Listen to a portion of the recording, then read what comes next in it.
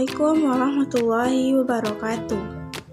Halo semua, perkenalkan nama saya Divan Meza Fitri dengan NIM 2304372. Di sini saya akan mempresentasikan hasil diskusi saya dengan rekan saya itulah Ivana Alvinia Sanda dengan NIM 2304372. Di sini kami akan membahas banyak topik loh.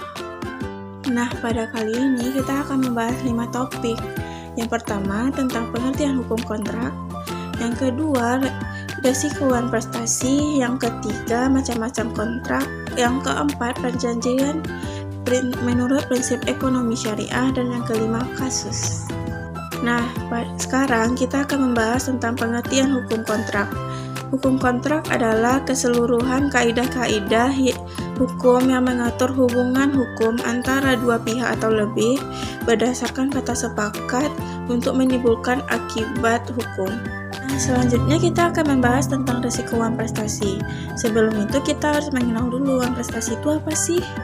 Uang prestasi adalah tindakan ingkar janji oleh salah satu pihak dalam perjanjian di atas materai sebagai akibat dari kelalaiannya sehingga tidak bisa memenuhi kewajibannya.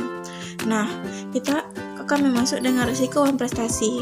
Risiko uang prestasi yaitu pada kemungkinannya bahwa salah satu pihak dalam suatu kontrak atau perjanjian tidak akan memenuhi kewajibannya sesuai dengan yang telah disepakati. Ini bisa berarti gagalnya salah satu pihak untuk memberikan produk atau layanan yang telah dijanjikan atau melanggar ketentuan kontrak lainnya. Risiko uang prestasi adalah salah satu pertimbangan penting dalam bisnis atau kontrak yang biasanya diatasi melalui berbagai strategi hukum dan manajemen risiko. Selanjutnya kita akan membahas tentang macam-macam kontrak. Macam-macam kontrak ada 2. Yang pertama, kontrak penjualan, yaitu perjanjian yang menetapkan bagaimana barang dan jasa dapat dijual, dibeli, ataupun dialihkan. Tujuannya untuk membuat kontrak sepasti mungkin sehingga pembeli tahu apa yang mereka beli dan penjual tahu apa yang mereka jualkan. Contohnya seperti tagihan penjualan, pesanan pembelian, pernyataan kerja, dan garansi. Yaitu kontrak kerja yang digunakan untuk mengatur semua aspek hubungan pekerja dan pemberi kerja. Jenis-jenis kontrak kerja yang pertama, kontrak kerja PKWTT yaitu perjanjian kerja waktu tidak tertentu. Yang kedua, kontrak kerja PKWT yaitu perjanjian kerja waktu tertentu.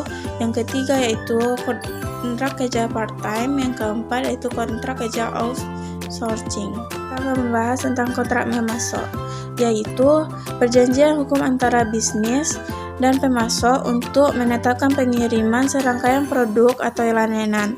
Selain merinci bahan yang akan dipasok, kontrak memasok akan menetapkan yang pertama tanggung jawab, yang kedua jangka waktu, ketiga pembayaran, yang keempat harga. Contohnya seperti kontrak harga tetap, perjanjian distribusi. Halo semuanya, saya Ivana Alvinia Sanda akan melanjutkan materi presentasi yang sebelumnya dibacakan oleh teman saya Ivana Meza Fitri. Yang pertama yang akan saya bahas yaitu mengenai perjanjian menurut prinsip ekonomi syariah. Perjanjian merupakan salah satu cara untuk memperoleh suatu keputusan yang harus dibuat oleh kedua belah pihak yang bertransaksi. Dari perjanjian mewah yang menentukan sah atau tidaknya suatu transaksi. Dalam bahasa Arab, perjanjian merupakan salah satu istilah dalam Al-Quran yang berhubungan dengan akad.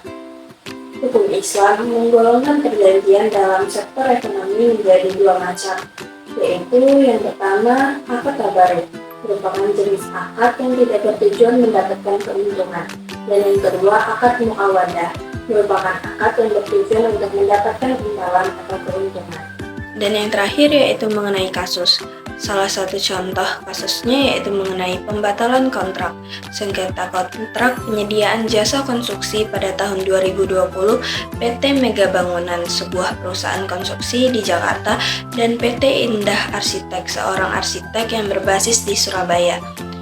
masuk ke dalam kontrak untuk membangun sebuah gedung perkantoran baru. Kontrak tersebut mencakup gambaran proyek, jadwal, anggaran, dan persyaratan teknis yang harus dipatuhi. PT Indah Arsitek mengalami keterlambatan pembayaran dari PT Mega Bangunan yang berakibat pada kesulitan keuangan yang serius.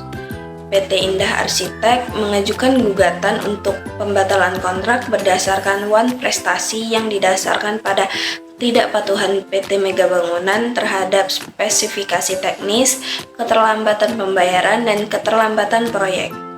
Baiklah, cukup sekian materi presentasi yang dapat kami sampaikan. Saya Ivana Alvinia, NIM 230430072, dan teman saya Diva Nuriza Fitri, NIM 230430010. Memohon maaf jika ada salah kata. Terima kasih. Wassalamualaikum warahmatullahi wabarakatuh.